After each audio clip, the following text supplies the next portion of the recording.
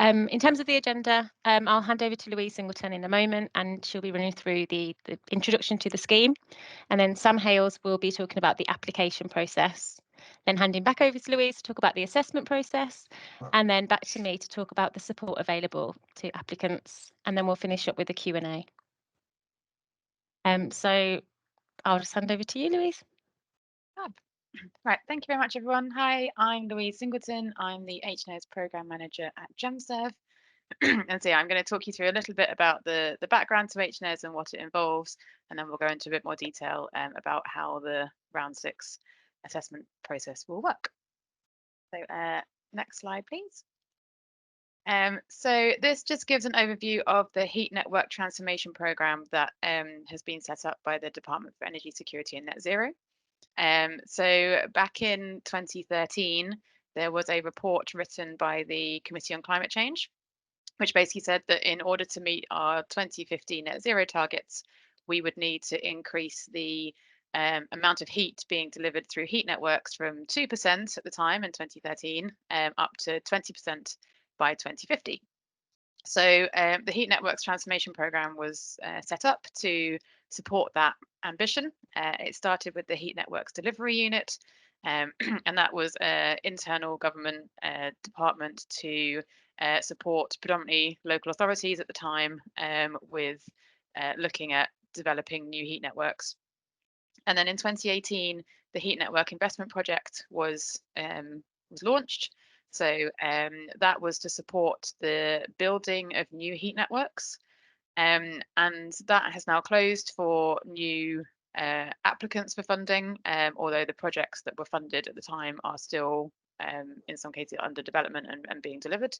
And it was replaced by the Green Heat Network Fund. So again, that focuses on building new heat networks, but as the name suggests, with a green element to it. So under HNIP, you could apply to build a new heat network with a gas boiler, whereas under the Green Heat Network Fund, it needs to be a low carbon technology that you're using to build your new heat network. And the funding for that has recently been extended. So there's now £773 million of capital funding available out to 27-28. But there was also a recognition that we already have some heat networks in the country. I think around 14,000 is the figure that I've heard more recently. And in some cases, not all of these networks are operating as efficiently as they could be or should be. And so back in 2021, the Heat Network Efficiency Scheme Demonstrator was launched, and that ran one funding round just to basically see what the appetite was for this type of funding. We were extremely oversubscribed for that scheme, and as a result, the current version of HNES was launched in February last year. And has also recently been extended out to 27-28. So yeah, under the demonstrator, we awarded £5.1 million, and we now have a total budget of £77 million out to 27-28. And then within that as well, there are other, so those are the kind of grant funding schemes, but there are other things coming forward. So things like heat network zoning, heat network regulation. There are technical standards being developed through the Heat Network Technical Assurance Scheme, or HNTAS. So there are other things, there are also skills development work happening. So there are other things aside from the grant funding schemes that are happening in the background, I guess, to support the development of the heat network market. So that gives you the context of where HNES sits. So if we go to the next slide. So what are the aims and objectives of HNES? So we have 3 aims. The first one is to reduce carbon emissions by making heat networks more efficient. So obviously the whole point of heat networks helping towards the net zero target is that they can move towards reducing the amount of carbon emissions we're using for heating. So that's one of the things that we're looking to support. The second one is reducing customer detriment to improve consumer confidence. So one of the things that was recognised is that if we want to improve the number of heat networks in the country, we want people that already are on heat networks and have experience of heat networks to have a really good experience of them and to be shouting from the rooftops about how great they are. And encouraging others to get involved. So that's one thing we want to really focus on, and particularly with the cost of living crisis and the energy crisis that we've been experiencing over the last couple of years, we really want to make sure that particularly those customers on heat networks that are on low incomes, maybe in social housing, that they are not paying extra for energy that is just being wasted and not actually being used to directly heat their homes. So there's a real focus within HNES around what we call customers in need, and how the improvement works that you're proposing to undertake will help to improve or reduce the amount of detriment that customers are seeing from a poorly operating heat network. And finally, the third one is to help prepare the network, the market for sector regulation and technical standards. So I've just mentioned that there's regulation and standards being developed and are due to be introduced next year. So we want to make sure that those networks that are not currently performing as well as they should are able to improve ahead of the regulations coming in, and support them in being able to meet those regulations when they are introduced next year. Okay, next slide, please.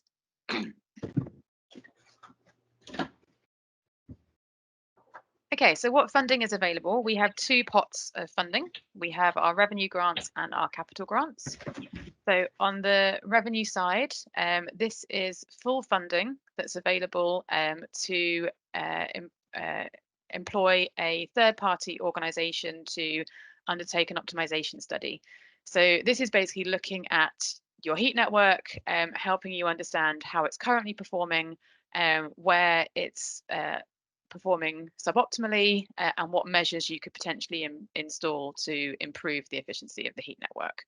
So these are really for heat networks where they know that there's an issue, they know that it's not necessarily performing as well as it could do, but they really don't know where to start or what to do. And so we've got budget for between £15,000 and £24,000 per project. And that funding is available in 24-25, so the next financial year starting in April, for revenue projects.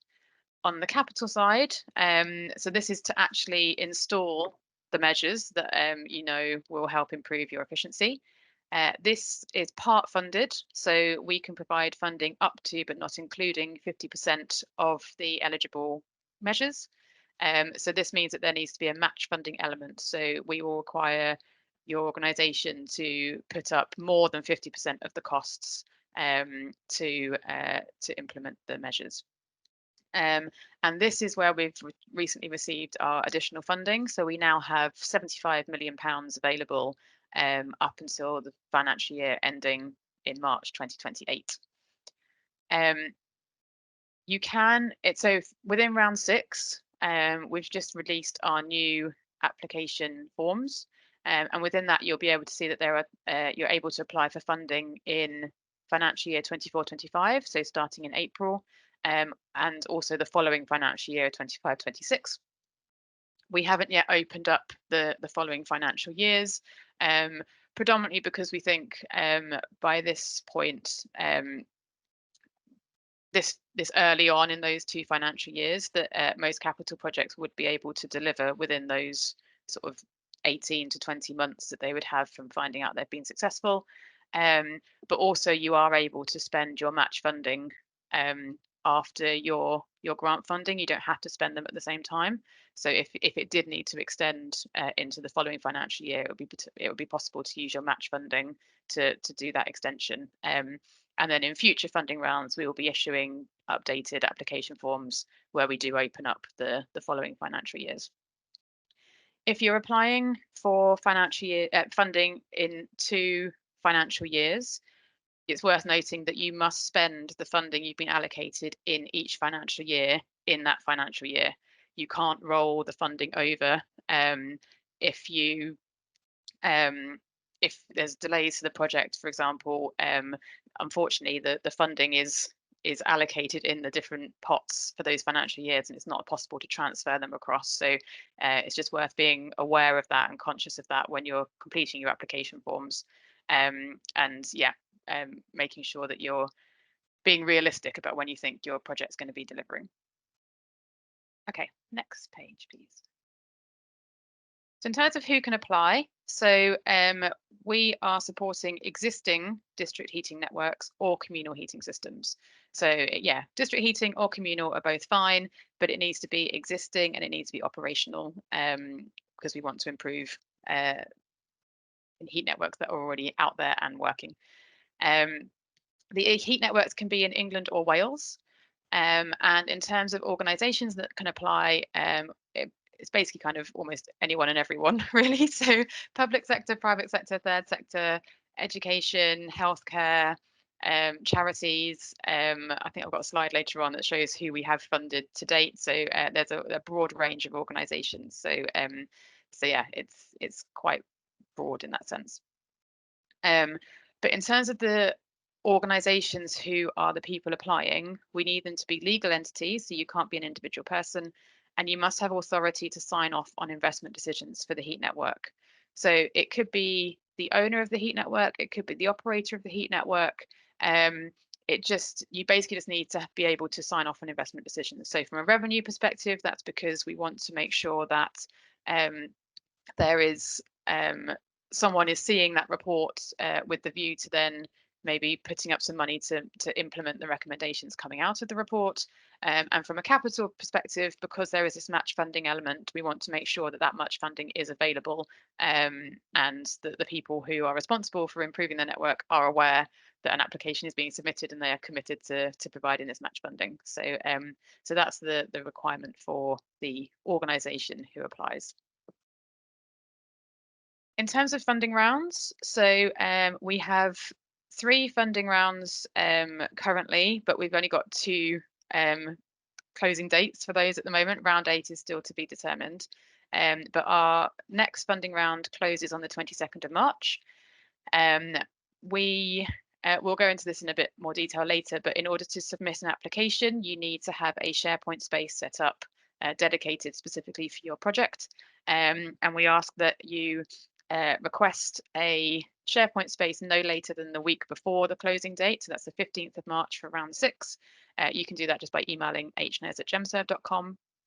And that basically gives us a week to set up the spaces, make sure that you've got access, there aren't any issues there, so that everything's ready for the 22nd of March and we don't have people missing the deadline. So yes, if you are interested in applying for round 6, please do request a SharePoint space so that you have somewhere to submit your application into. And then for round 7, the closing date for that one is the 26th of July. So the week before is the 19th for the SharePoint spaces. I mentioned that we've updated our application forms. So if you are applying in round 6, please make sure that you are using version 6 for capital applications and version 4 for revenue applications. You should be able to see that in the title of the document, but it's also on the first page, the first tab of the application form. You can check the version there. So yeah, those are the 2 versions that we need for those 2 types of applications. So please make sure you're using the right version. And we have also updated our guidance document. So I think I've seen Sam's put the link to that in the chat. So yeah, again, please have a read of that. It should answer most questions. There's also an additional frequently asked questions section that we've added in for this version. So so I'd recommend going there as your first port of call. But then obviously you can email us if you have any further questions off the back of that.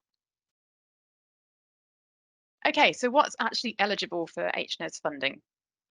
So under capital grants, we cover elements from the energy centre or the plant room all the way through to the dwelling, and in some cases metering as well. But so again, within the guidance document, there's a lot more detail on what is eligible. It's probably easier to say what isn't eligible. So I've got a few bullet points here. Anything that you've already done before an HNES award is made, we cannot fund because it's already happened, basically. Um, Anything that's not related to the heat network infrastructure, so if you're improving your building fabric, for example, again, that wouldn't be covered. Anything that relates to engagement activities, so that includes stakeholder management or internal project management. So obviously for some capital projects, they are quite large projects, and in some cases people do appoint a dedicated external project manager to run them. That's okay.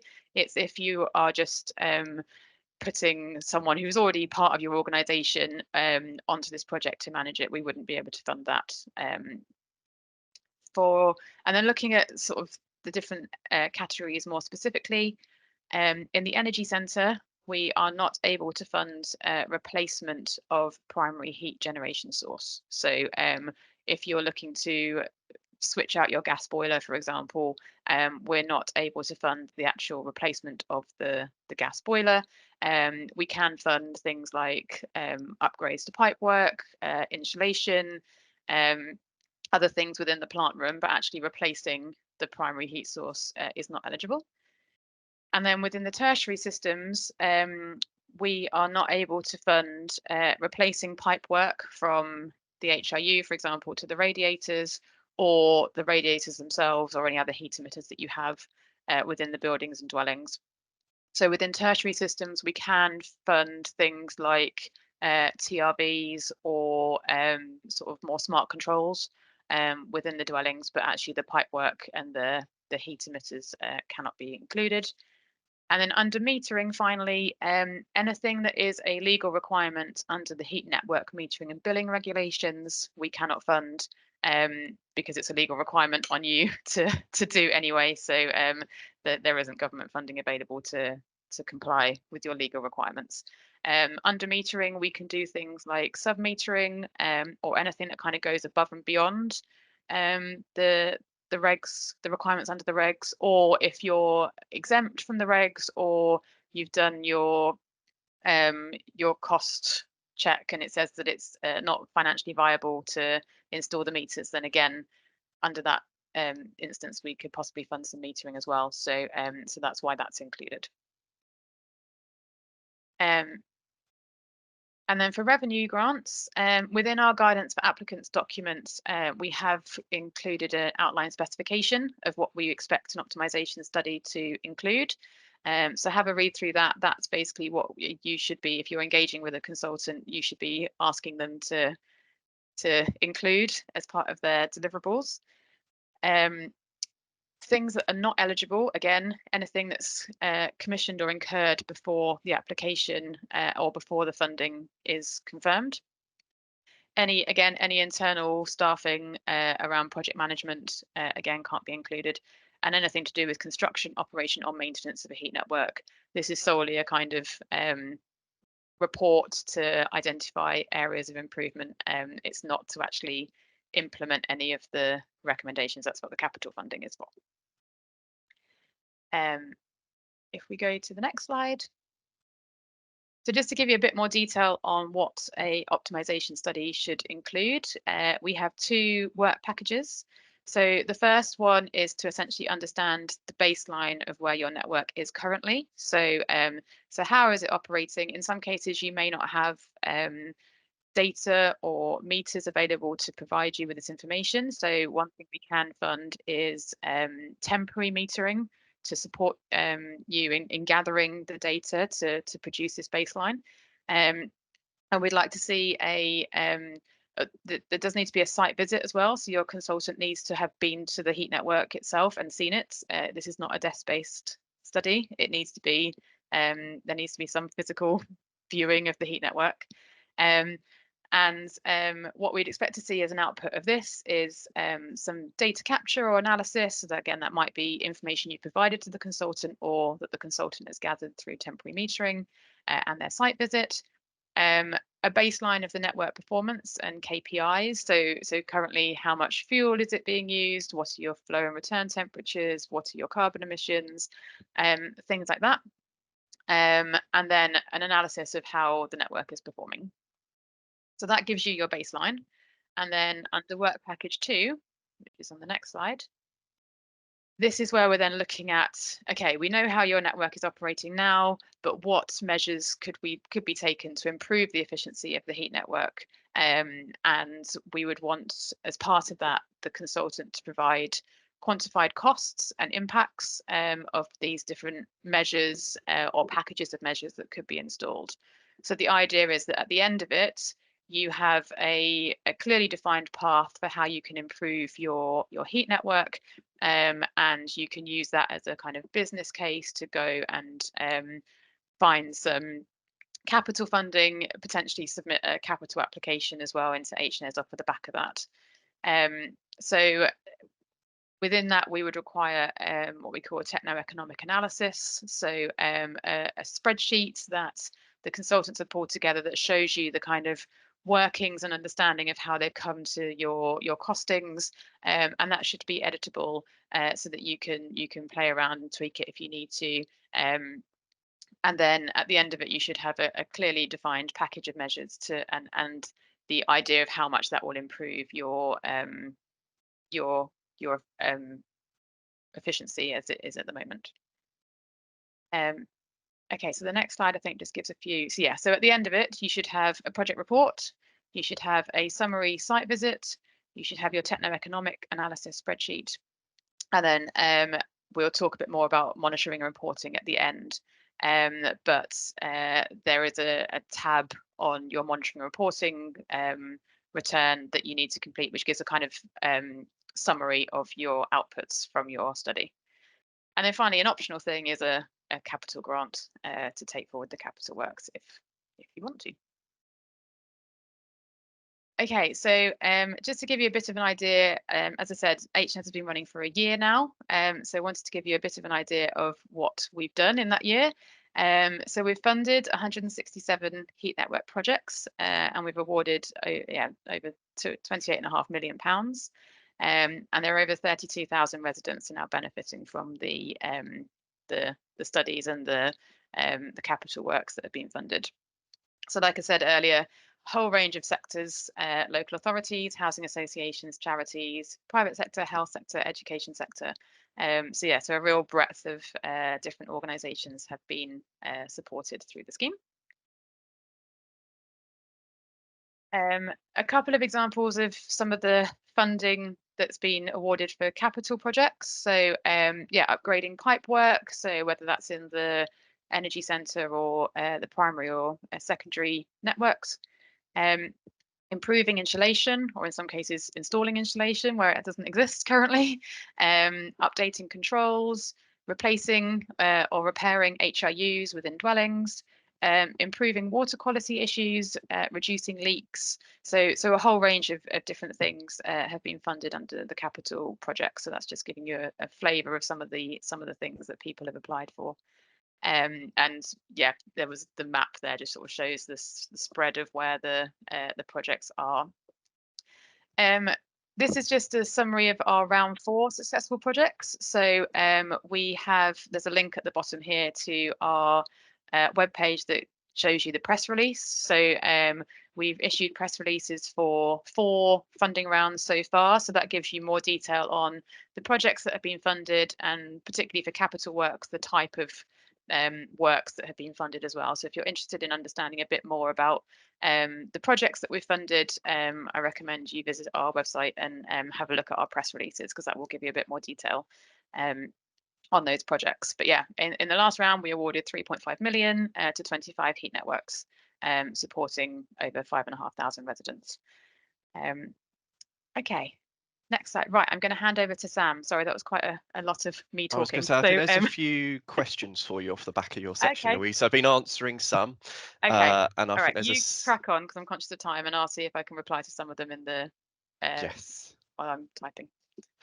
Yeah, I've gone through and answered a few, but there's a few for you as well. So yeah, Okay, I will. Fab. I'll have a look. Carry on. Apparently, the camera stopped, so let's restart it. Hopefully you can now see me. So yeah, as Louise was saying, I'm Sam. So just going through sort of the application form and how to actually apply. So once you've requested the application form from us, we will send you a pack. So this contains the form, it contains a copy of the guidance that's online. it also contains some of the other documents that are referenced around case studies. Yeah, case studies is what the M&R reports that you're signing up to fill in monthly. So it's a blank version of that. So that's all contained in the application pack. But to apply using the application form, it's broken down into a number of sections. So I'm basically going to run through those sections now and a little bit about what we're expecting to see in each section. So section A is the applicant info. And that's relating to the applicant organisation. This needs to be a legal entity, the applicant, and it needs to be the person that will be receiving the funding. So it could be either company on company's house, the local authority name, the charity name, any of those legal entity names, and it has to be one that we can obviously fund from the list that Louise said before. And then it's also asking about the contacts for the application form. So hopefully this should be a fairly easy one.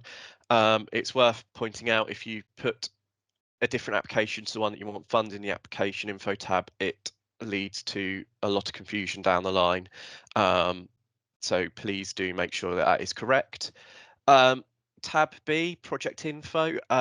So this is around your project that you're wanting to fund by HNES. So it's a description of the works, the network, including the address. So obviously the network is likely going to be different to your company address.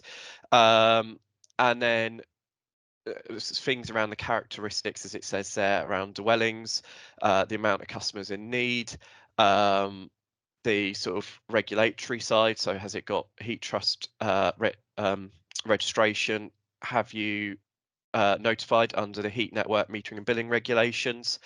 That is a question on the form. It's worth saying that if you're exempt for whatever reason from notifying, that is fine. We'll be asking that as a clarification question. As long as you can let us know, that's fine.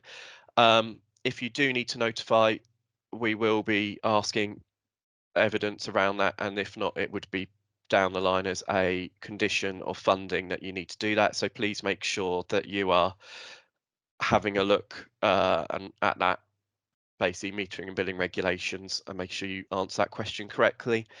And then moving on to tab C, so the project narrative. This is your opportunity to really tell us about your network and what you'd like to do. The free text fields, please do feel free to put as much text as you'd like in there. The assessors do read them. The more background, the better. So sometimes it's really obvious what you'd like to do to you because you know the networks really well. As the assessors coming in who don't know the networks, don't know why you might want to do that, it's best to give them as much information in these free text fields as possible. They will review it, and it means they get a better understanding of what you'd like to do, and therefore hopefully be able to score you better based on that. So please do put in as much info as you can into that tab C. And then there's a bit around disseminating of information. We will cover that a bit further on. So yeah, that's tab C. If we move on to the next slide, there will be tab D, which is the baseline and targets. So this is particularly important in capital applications because we need to see what you're looking or what your baseline is before you start your works and what you'd like to achieve after your works are completed. And we're looking at that change, how it will affect the free measures that Louise, or the free measures that Louise set out at the start, that the scheme's trying to achieve around reducing customer detriment, reducing emissions and driving confidence, all those sort of ones. So we want to see that. The more detail you can put in, the better.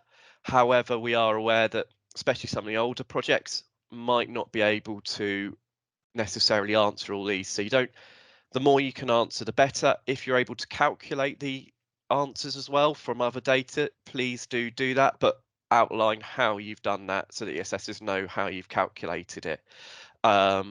Again, the more detail you can put in here, the better. However, we are aware that some of the older networks in particular don't have this data.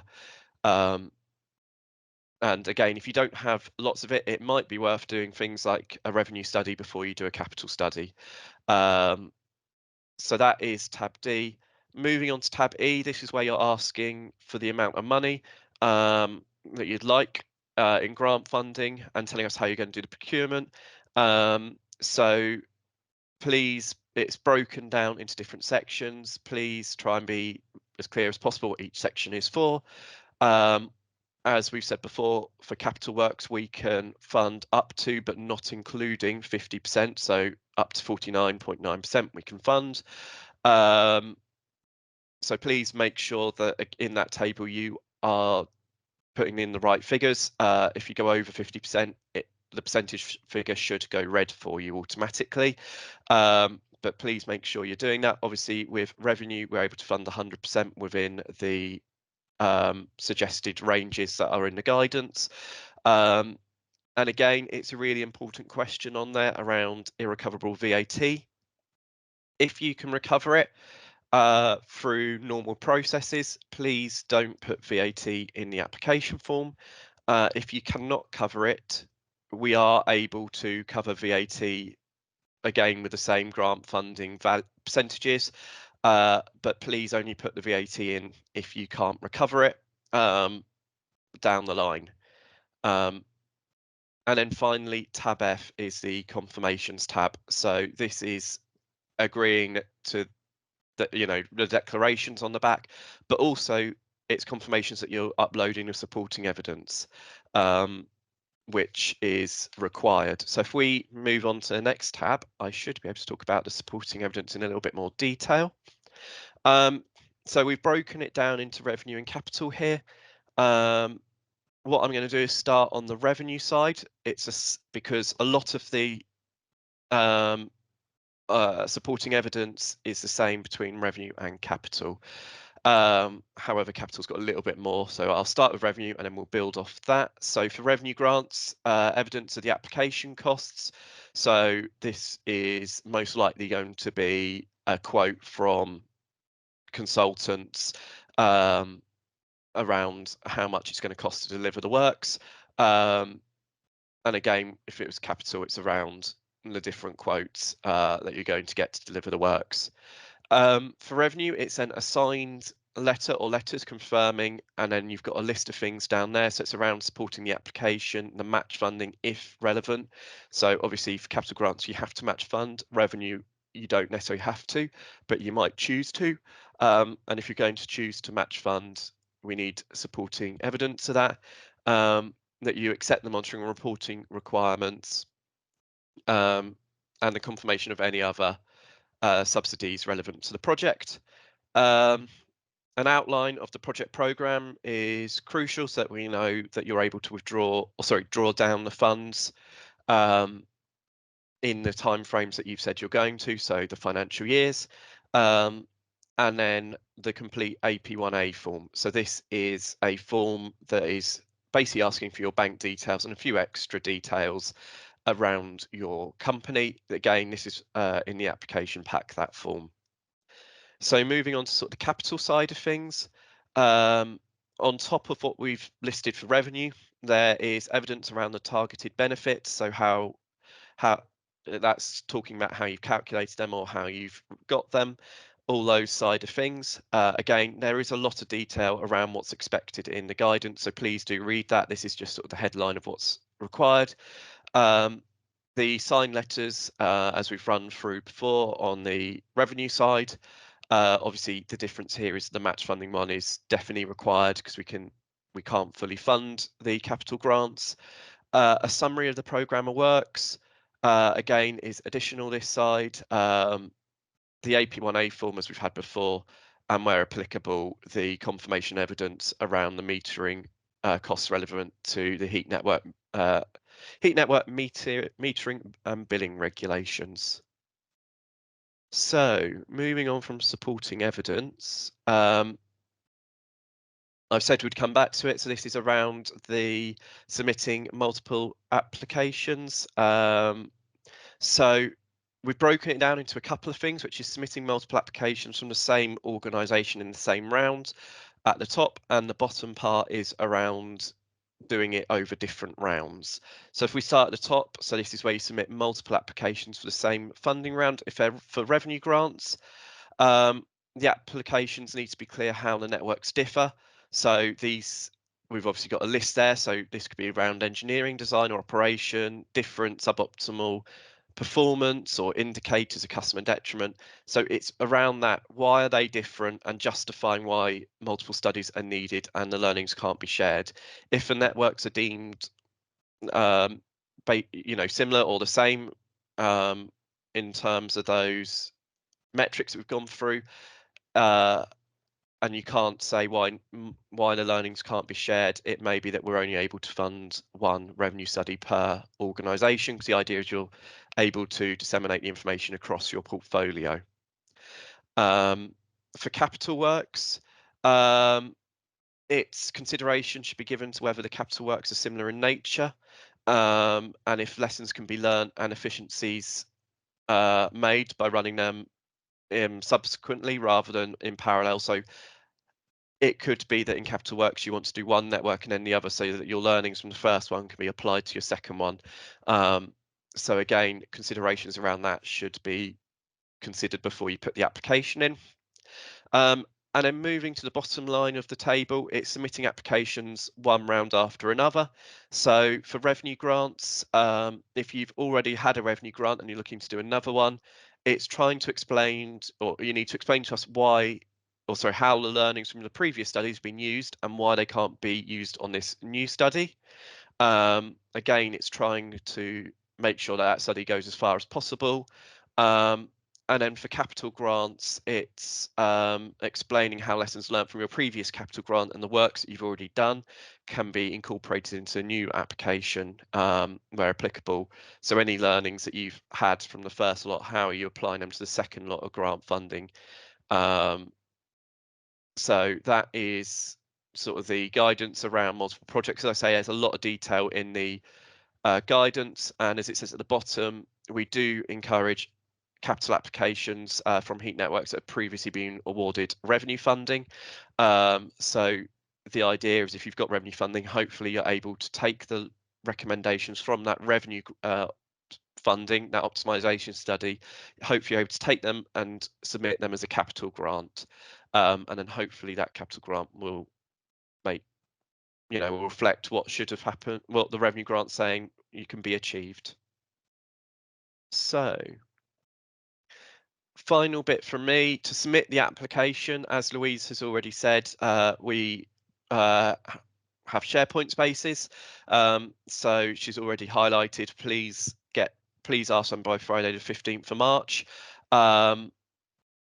As long as you've done that, you can then submit by the funding deadline. So as Louise again has said before, please make sure you're using the correct form.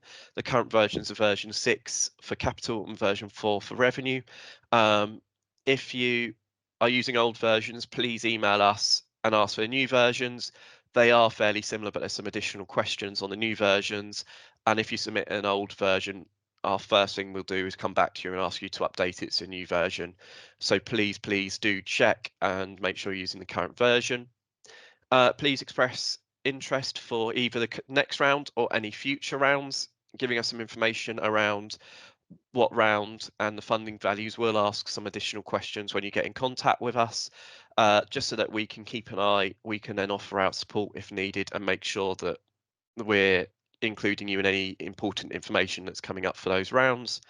And as we've said, making sure that you request that SharePoint space ahead of the deadline so that you can submit.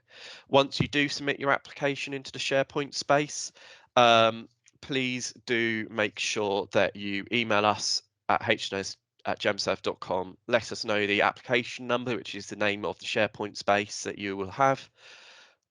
Please let us know that you've uploaded it and it's ready for assessment. Without notification, we won't be assessing it due to volumes. So moving on back to Louise to talk about the assessment process. I can see you've been answering lots of questions I've been speaking, so I'll pass back to you. Yes, I hope I've answered all the ones in the chat. I've seen there's a couple in the Q&A, although I think one in the Q&A was also similar to the question in the chat. So hopefully, if you're able to have a look at those, you will see that your questions have been answered. But if not, we will get to those later. Okay, so in terms of how we undertake the assessments, so I'm going to talk you through, first of all, the scoring criteria for capital applications. So we have five areas that we assess against. So the first one is deliverability. So in here, we're looking for cost certainty and delivery certainty. So essentially that's you're obviously asking for a certain amount of money. How have you arrived at that amount? Have you got quotes from organisations who are going to implement the work? So the more certain we are that the cost you're putting in are accurate and are what actually is going to be delivered, then the higher we can score you on that side of things. And on delivery certainty, this is looking at your project program. Do we think that your program is reasonable and achievable?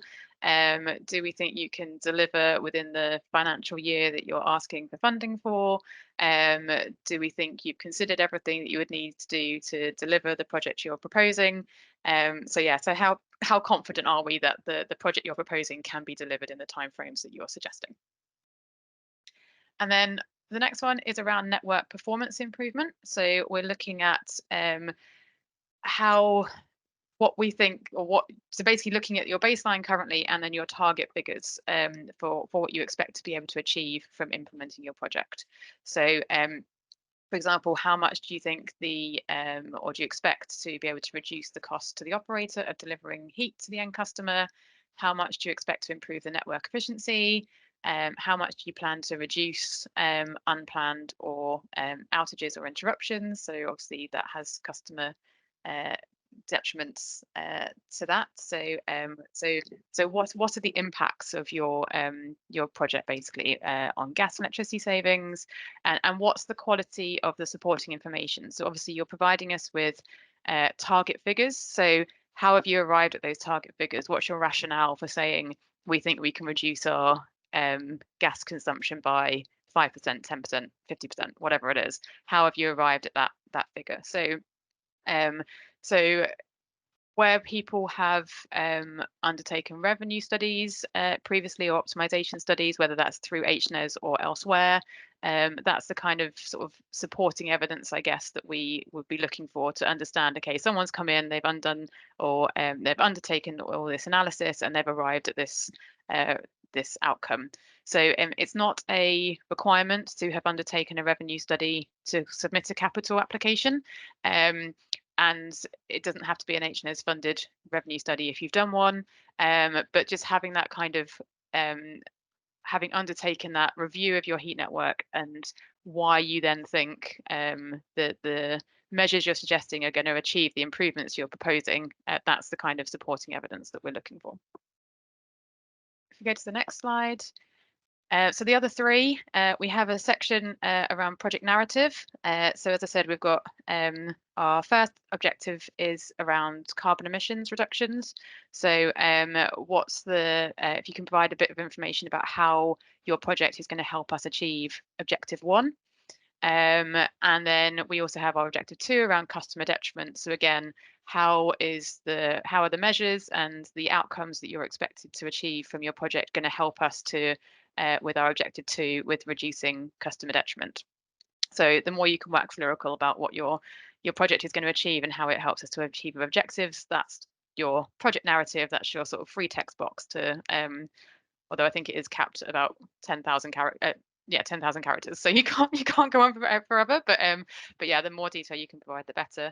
And the final part of that one is approach to disseminating information. So one of the things we're keen to understand is how so what additionality can we get from our HNES funding? So first of all, internally, how are you going to, anything you've learnt from your project, how are you going to share that more widely with potentially other networks you have in your portfolio, for example. How are you going to disseminate information to your customers so they understand the work that's being done and the improvements and the benefits they're likely to see from that? And finally, how do you propose to disseminate information more broadly within the market, so to other organisations, so they can also help from your learning as well.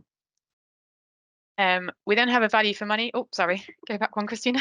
Thank you. Oh, other way, that's it. We then have value for money section. So we look at 3 elements: cost of carbon abated, cost of gas savings, and cost of electricity savings. So that's just basically to understand how much money you're asking for, what do we think the savings are, and how does that balance out, basically. And then the final part is around data availability and baselining. So how much data do you have? How much analysis have you done of your baseline? How confident are we that you understand how your network is working, and therefore you can be confident with what you're proposing for your targets, for your measures to improve. If we go to the next slide then. So for revenue applications, it's these 3 sections. So we've taken out 2 of the ones from the capital projects, basically, but the project narrative is the same. Deliverability, again, around cost certainty and delivery certainty. And then finally, for the last one, around data availability and baselining. So this is less important in revenue studies, because we appreciate that in some cases, the reason why you're doing a revenue study is because you don't have the data availability. So you're not necessarily penalised at this stage for not knowing or not having that data available, but we still want to understand what data you do have as part of your application. Okay, next slide then. So that's how we assess the projects. I want to give you some timescales for round 6. So we have extended the assessment process for round 6, predominantly to give more time to respond to clarifications. So it's now a 9-week assessment process or period. There will be a number of clarification periods within that, or processes within that, where we can ask further information on your project. And then we submit our outcomes to the investment committee. They will review the decisions. There may be further clarifications off of the back of that. And then ultimately they make a recommendation on whether funding should be awarded or not. It then has to go through some internal approvals within the Department for Energy Security and Net Zero. And then, so at week 15, so we're looking at the beginning of July for round 6, we'll be able to confirm to all applicants whether or not they've been successful or not. At that point then, we are able to issue grant funding agreements to any non-local authority applicants that have been awarded funding. But for local authority applicants, there is a further approvals process where we have to go through the Section 31 process with the Treasury and DLUC. So we have to get approval from them first before we can issue the memorandum of understanding. So that can take up to 4 weeks, although to date it's proven to be quicker than that. But that's the kind of window that they've got, so it could take up to that amount of time. So we say that from the week 15, essentially, that's when we've awarded the funding pretty much. So from that point, I think when we said before about what's not eligible, any work that you undertake after that, you've had the confirmation letter or the award letter, would be eligible for funding. Although obviously there is an element of working at your own risk before your grant funding agreement or your MOU is signed, just in case for whatever reason that doesn't happen to complete. But yeah, so from essentially the beginning of July, you'd be able to start work if you were successful. But like I say, dates are indicative and subject to change depending on internal dates and things like that. So that's what we're working to at the moment, but they are subject to change. We go to the next slide. So I mentioned clarifications. So we do have a couple of clarification rounds through the assessment process. It's essential that someone from the applicant is available over this period. Obviously, if we can't get a response back to the clarifications, then we can only assess on what we have in front of us. So the more you can answer the clarifications and the clearer you can be in your clarifications, the easier it is for us to assess and award marks. And like I say, there could be further clarifications raised as part of the investment committee process. Yeah, we just need to make sure that within your application form there are 2 contacts that you can add if you're going to be away at any point, or either of those contacts is not going to be available. If you can let us know a 3rd contact at some point, so that we can make sure we are able to get responses to our clarifications. Go to the next slide. So I mentioned monitoring and reporting. I won't touch too much on this because I'm conscious of time, but it is a condition of funding that you are required to submit a monitoring and reporting return every month. And this is to help us to understand how your project is progressing, and whether we're on track to deliver what was said. From a revenue perspective, these are required from the time you've signed your grant funding agreement or your MOU until we've signed off your optimization study. And we require information on how your project is progressing, any risks and issues, and when you expect to draw down your grant funding. And then, like I say, the final return has this additional tab, which just gives a summary of the outputs from your optimization study. From a capital perspective, again, M&R is required from the time you've signed your grant funding agreement through to 24 months after the commissioning date of your project. And that's to allow us to gather information on the benefits realization of your project over 2 heating cycles, just to make sure that, or to understand the extent to which your project has indeed met the benefits that you proposed in your application form. So the monthly returns are the same.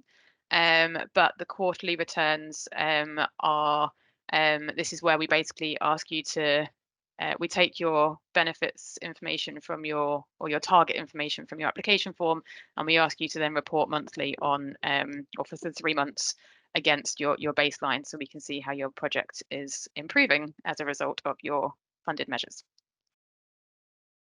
We go to the next slide. Right, we're getting near the end. So Christina, over to you. Thank you, Louise. I think there's just a couple more questions in the chat now, just maybe 2. So in terms of support available, so if you have a general inquiry about HNES and you want to be added to our mailing list to receive our regular updates, or you would like to receive an application form, please email hnes@gemserve.com. If you'd like to discuss your project in more detail with one of our relationship managers, please email hnes.support@gemserve.com. Louise and Sam have touched on the guidance available, but just to reiterate, DESNZ has published an optimization study guide and 8 heat network optimization guidance videos, and they can be accessed through this link here. We will share the slides, so you'll be able to click that directly. And then further detail on the scheme can be found in our HNES guidance for applicants document. Again, that is hyperlinked here, but I believe Sam has shared the link in the chat as well. Thank you, Sam. So yeah, we are here to support you throughout the process. So in terms of the support available, so that's initial contact and the issuing of the application form, one-to-ones with dedicated relationship managers to discuss your application. We can provide a first pass review of your application and feedback as well. And we can respond to any applicant questions you have prior to submission, and also signpost when we think you're ready to submit. So that's just an overview of the support available. And then in terms of making sure you've got all the up-to-date information, please do follow us on LinkedIn, and I still can't bring myself to say X, but Twitter. And then again, just email hnes@gemserve.com to make sure you are on our mailing list, and we'll email you updates when guidance has changed or events are coming up and things like that. So I think we've got 4 minutes left. Okay, I did want to pick up on one question that we haven't really touched on, and it's probably quite important for people to understand. So this was a question from Matthew Latham, which says, can we spend any money on projects or studies before the grant funding is issued? Does this somehow invalidate any or all of the grant funding? So it's worth noting that if you are a non-local authority, you are required to provide us to basically pay the grant, pay your contractors, and you pay for the works ahead of claiming for the grant. You don't get the grant up front. You have to provide evidence of spend to us, which includes evidence of invoices having been paid and the money having left your account before you can claim your grant funding back from us. So that's a really, really important point, and it is outlined in the guidance. But yeah, we would expect to we need to see evidence that you have paid your contractors before we issue your grant funding. So we'll want to see evidence of the invoices from the contractors, the remittance that you've paid out, and you have a grant claim form that you need to complete.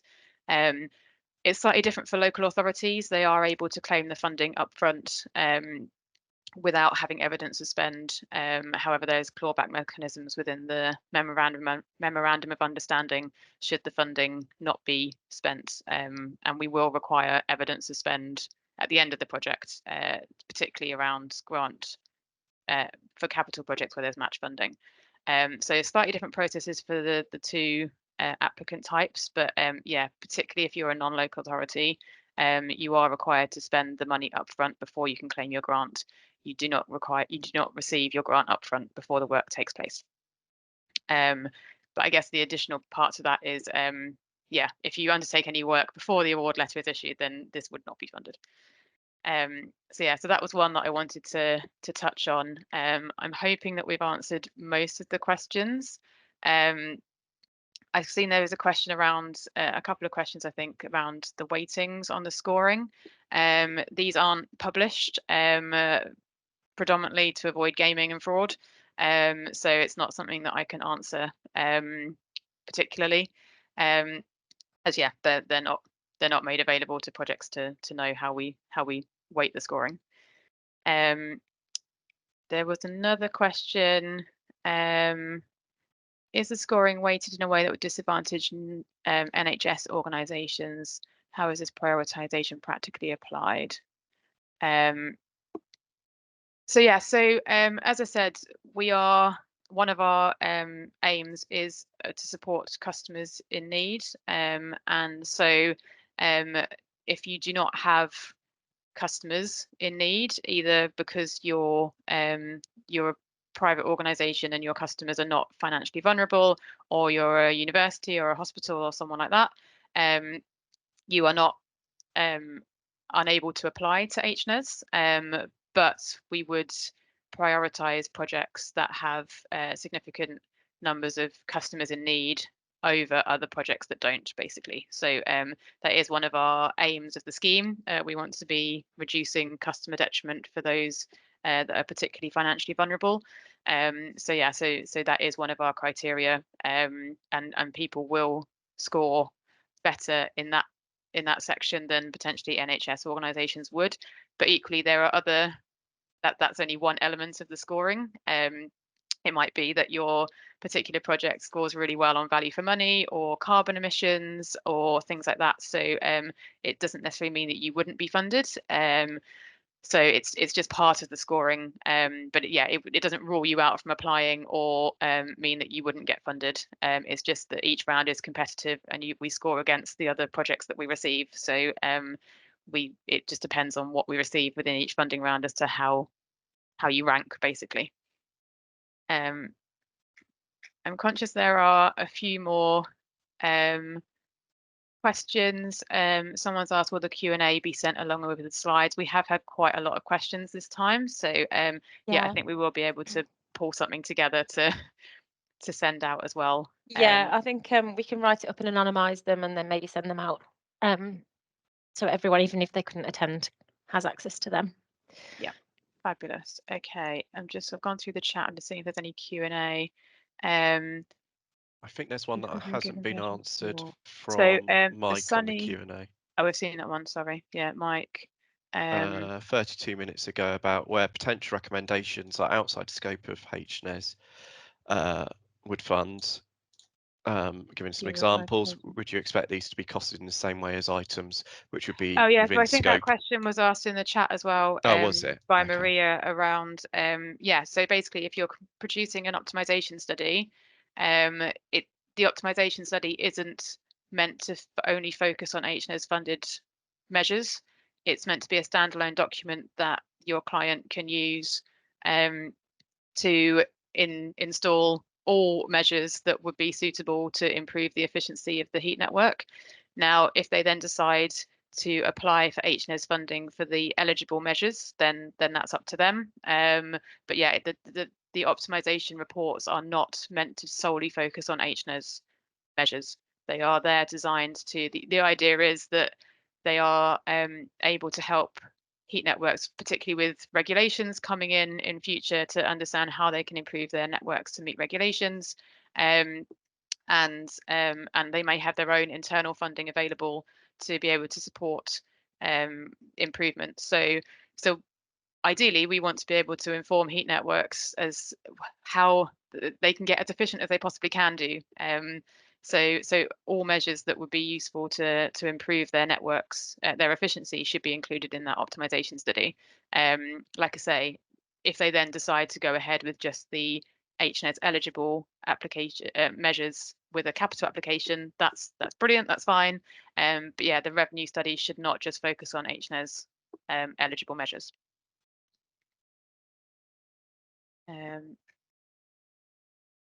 Okay, I think we're on over time, so I think we'll leave it there. Thank you everyone for attending and for your really detailed questions. And yeah, we'll get the slides and the recording and the Q&A responses out to you shortly.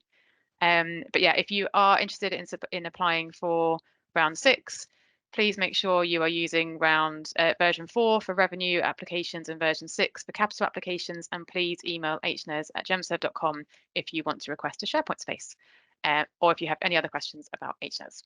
Thank you very much for your time.